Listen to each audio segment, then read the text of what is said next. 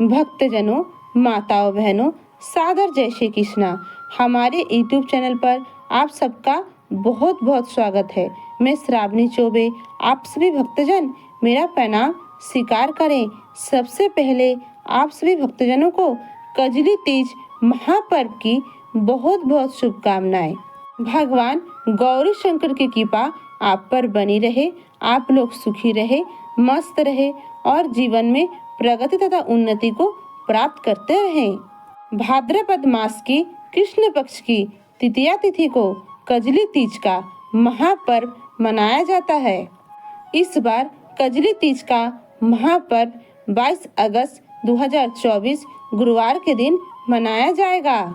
हमारे सनातन धर्म में ऐसी मान्यता है कि जो भी माताएं बहनें कजली तीज का व्रत करती हैं, उन पर भगवान गौरी शंकर प्रसन्न होकर सुखी दाम्पत्य जीवन का वरदान देते हैं। जिन लड़कियों की शादी में बाधा आ रही हो, उनको कजली तीज का व्रत अवश्य करना चाहिए। व्रत के प्रभाव से विवाह में आने वाली सारी बाधाएं मिट जाती हैं। भक्तजनों, माताओं, बहनों, कजली तीज से जुड़ी शुभ मुहूर्त पूजा विधि की वीडियो हमने पहले से ही अपने चैनल पर अपलोड करके रखी हैं। अगर आपने उस वीडियो को नहीं देखा है तो एक बार समय निकालकर उस वीडियो को अवश्य देखें और अपना आशीर्वाद हमें प्रदान करें।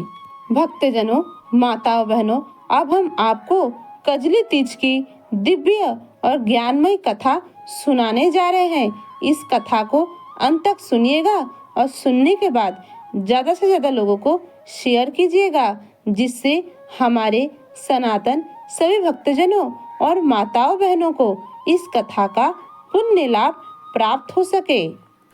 भक्तजनों, माताओं, बहनों, कथा को बीच में कभी भी अधूरा नहीं छोड़ना चाहिए।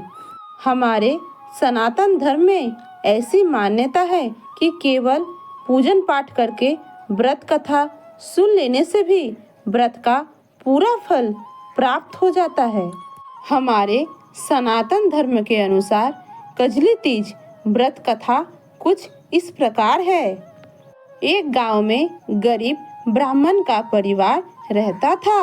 वो इतना गरीब था कि 2 समय का भोजन भी बहुत कठिनाई से जुटा पाता था।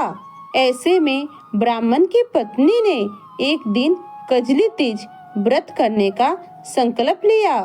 वो अपने पति से चने का सत्तू लाने को कहने लगी। यह बात सुनकर ब्राह्मण परेशान हो गया, क्योंकि उसके पास तो पैसे ही नहीं है, तो वो सत्तू कहाँ से लेकर आएगा। पत्नी के जिद के कारण ब्राह्मण साहूकार के दुकान पर पहुंच गया। वहां उसने देखा साहूकार सो रहा है। ऐसे में ब्राह्मण चुपके से दुकान में चला गया और सत्तू लेने लगा। इतने में साहूकार की नींद खुल गई और उसने ब्राह्मण को देख लिया। उसने ब्राह्मण को पकड़ लिया और चोर चोर चिल्लाने लगा।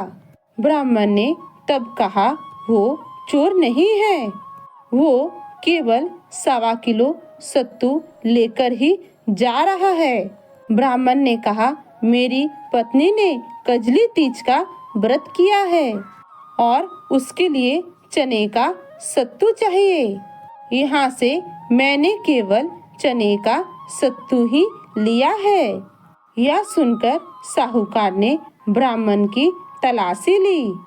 तब ब्राह्मण के पास सच में कुछ भी नहीं मिला।